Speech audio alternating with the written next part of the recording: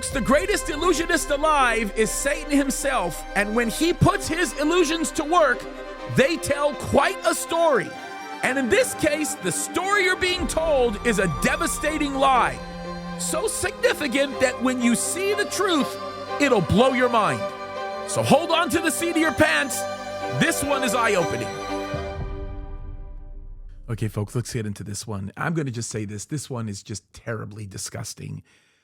I have been using the phrase eye-opening a lot, but my goodness, that's what the truth does, especially when there is a lot of lying going on. Now, I am going to read an article to you, and the title of the article is Hamas Leaders Worth Staggering $11 billion. Notice this, revel in luxury while Gaza's people suffer. This was an incredible article that was written in the New York Post. And I can tell you this right now, it is brutally accurate. Absolutely brutally accurate. Now, what we're going to do as I read to you this article and the contents of this article is I'm going to stop and I'm going to provide a little bit of commentary. But one of the things that I want to do is I'm going to actually show you some of these pictures. I'm going to show you pictures of these Hamas leaders that are living in the lap of luxury. And I'm going to tell you what I should do. I should do what the New York Post does and not only show you those pictures of these people living in the lap of luxury, but then I should show you the comparable pictures of the people that they lead living in terror and fear and pain and suffering. Folks, it is absolutely crazy. But this goes to show and to demonstrate a principle that the devil is a liar, he is the father of lies, and he is enormously good at deception. Let me read the article. It starts off by saying this.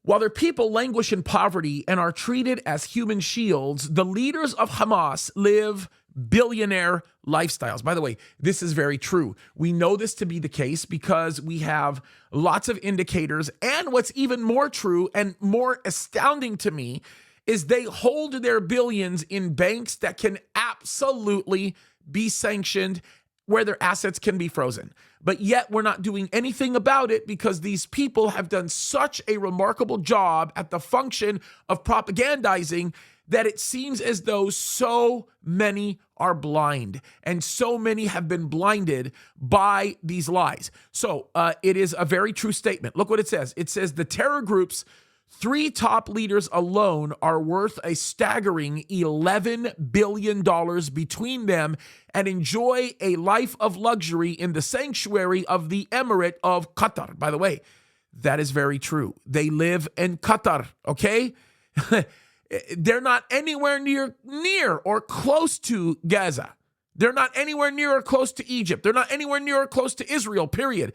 These people are living a luxurious life in Qatar, and it's very easy for them to do the things that they do and say the things that they say, living in their comfortable place where no rockets are being launched or anything else is actually happening, and while their people are suffering immensely, and they are using their people to propagandize others to bring into the suffering and the pain. Let me read this. It goes on to say the Emirate has long welcomed the leaders of the terror group and installed them in its luxury hotels and villas at the same time as hosting a vast American military presence.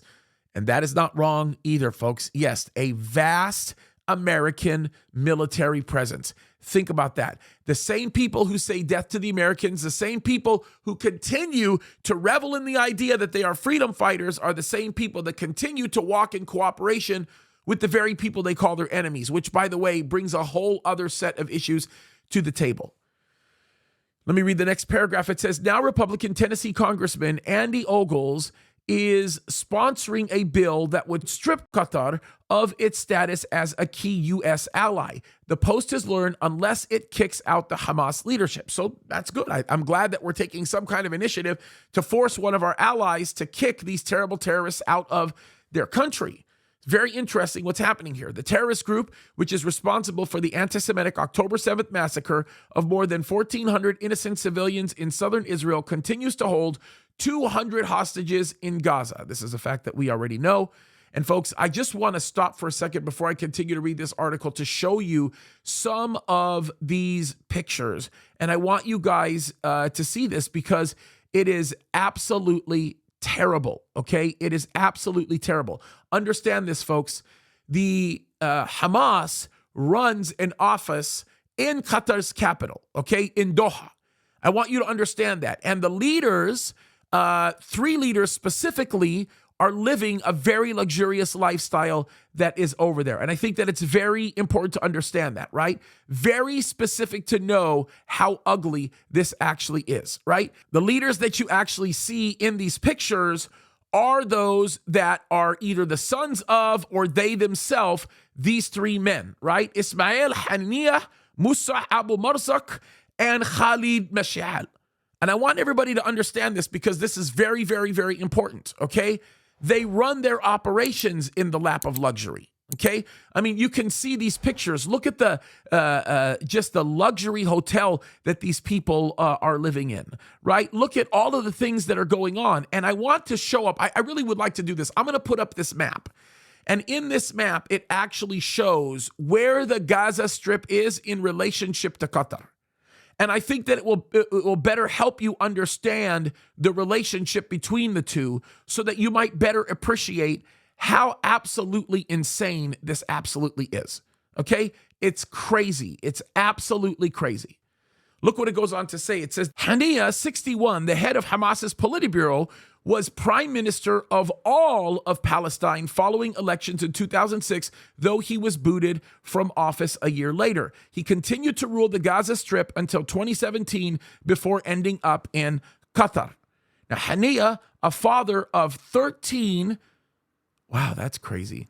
Haniyah, a father of 13 who presides over one of the world's wealthiest terrorist groups, is worth more than $4 billion. $4 billion, folks. Let that sink in for a minute. He has been photographed with his 2 adult sons, Maaz and Abdul Salam, living the high life in luxury hotels in Qatar and Turkey, according to a recent social media post from the Embassy of Israel in the United States. Last week, Haniyah traveled to Iran to meet with Supreme Leader Ayatollah al-Khomeini. Iran is a longtime sponsor of Hamas, which of course we know that, right? Last month, the Four Seasons Hotel in Doha said he was not one of its guests after calls for Bill Gates, who owns a controlling stake in the chain, to kick him out. It did not address if he had previously stayed there. Among its high-end offerings are suites with sea views starting at ready $900 a night, folks. It's just amazing. The Hamas's big son, Ma'iz Haniyah, is known as the father of real estate in Gaza for his collection of villas and buildings. He lives a playboy lifestyle in Turkey and this year obtained a Turkish passport, according to Israel Today. Haniyah also has Turkish citizenship, according to reports. Now, Abu Marzak, 72, a senior Hamas political leader who heads its international relations office, is estimated by the Israeli government to be worth $3 billion.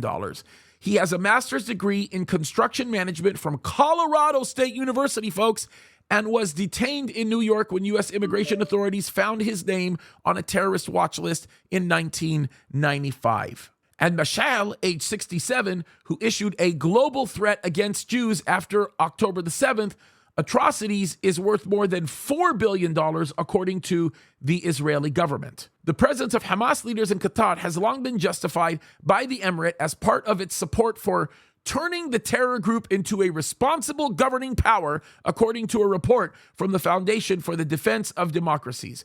The country provides Hamas with between $120 million and $480 million per year, according to the October report by Washington, D.C.-based nonprofit that studies foreign policy. Folks, this is insane, but I want you to know what's going on. They're supposedly struggling, right? They're supposedly going through such a tough time, they're not even living in the country. Look at this quote. This is very important. These funds benefit Hamas leaders directly through payroll and kickback schemes and indirectly through social services and government operations that help Hamas maintain political control over Gaza. In other words, it's blood money. That's exactly what they're talking about here. Qatar is also home to Al Jazeera news channel, which the report alleges spreads anti-Semitism, anti-Americanism, and the incitement to violence through the Arab world, which is very true. I watch Al Jazeera all the time, and they're correct in that assertion. Al Jazeera is a very, very, very common place to find that type of evil. Let me read this quote to you, by the way, from Yigal Karman, the president of the Washington, D.C. Middle East Media Research Institute, in an interview with the Post in Israel. This is what he says. Qatar is Hamas and Hamas is Qatar. That's a heavy statement to make about Qatar. Think about that for a second. That is, wow. The article continues to say, but moves to force action on Hamas are now stepping up in D.C. Representative Ogle's bill would strip Qatar of its special status in the top tier of America's non-NATO allies alongside Israel and Taiwan and South Korea, Australia, and Japan. I think that's admirable, and I think that we should be doing something like that to put a stop to this nonsense. It goes on to say the country has had the special status since last year, but Ogle's move would force it to be conditional on removing Hamas. Along with hosting Hamas, Qatar is also one of the most important military bases for the U.S. in the Middle East. Isn't that weird? They're hosting Hamas, yet it's a very important base for the United States. Folks, that shows you how convoluted and how completely contorted this whole thing is, right? It's crazy. It is home to the U.S. Central Command's forward base in the Middle East at the giant El Udeid Air Base, which itself is vital to Air Force operations in the Gulf. Qatar is not the only source of Hamas cash. The group also took nearly $400 million in the last 2 years from the UN, which does not recognize Hamas as a terrorist organization. Imagine that. The UN does not recognize Hamas as a terrorist organization. Let me play the clip of Antonio Gutierrez, the first 2 minutes of his nonsense addressing the UN, where he basically supports and justifies the actions of Hamas.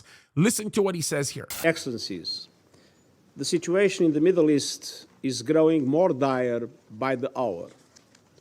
The war in Gaza is raging and risks spiraling throughout the region.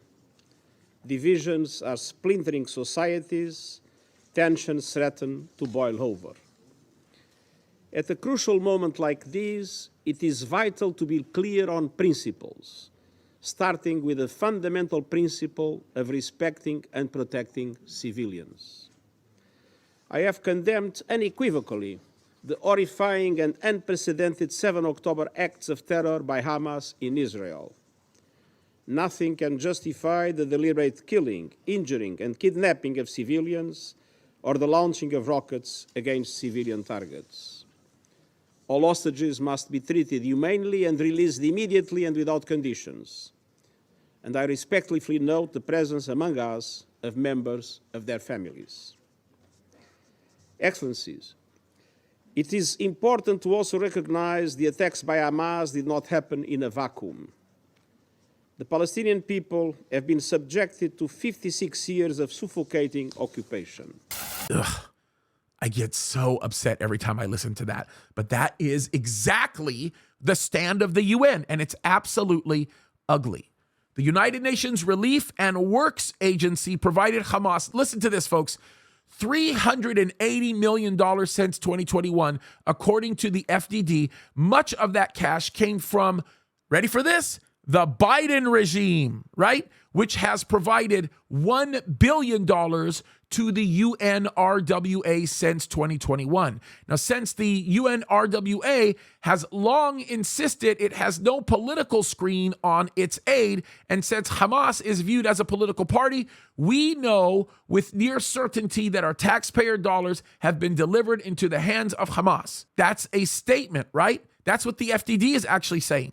By the way, listen to this. They also added that the Trump administration ended U.S. contributions to the UNRWA because of the Hamas connection. No joke, folks. This is the reality of what is going on. Now, some of you might look at this and you might say, James, what a web. I mean, this is so ugly. It's all intertwined, and we see connections with the U.S. and we see connections with Qatar, and we see the connections with the international community and the UN, and it all just seems to be a messy web. Well, welcome to the world of the deceiver. Welcome to the world of Satan. Folks, this is what he does, and he is good at doing this. Understand this. I'm going to reiterate my position.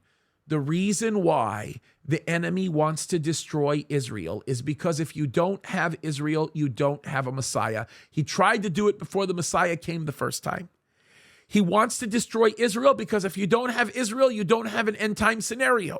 If you don't have an end time scenario, you don't have the end of the world. You don't have the things happening that the Lord promised would end up happening in order to create the theater necessary to experience the things that we know will happen in the last days. Why do you think end times anti-Semitism is becoming more and more prevalent? Because in the latter days, we know that an increase in these things will happen in an effort by the enemy to destroy everything that God desires to do. This is reality, folks. I think we have to pay attention. I think we have to look at things because not everything we see is what it's presented to be. We have to seek the truth. And folks, you've seen it. You get it. It's absolutely amazing. I do want to make one last comment. Israel has put in an immense amount of effort to make a better life for the Palestinians. An immense amount. But nobody seems to want to talk about that. Nobody seems to want to talk about it. Not a single Arab nation will take a Palestinian refugee. Not a single one of the 22. Not a single one of the nations that call themselves Islamic nations will take Palestinian refugees. Yet Israel continues to gladly seek to facilitate all kinds of things to help their Palestinian neighbors. Let's wake up. Let's pay attention to what's going on. The truth is important. God bless you guys.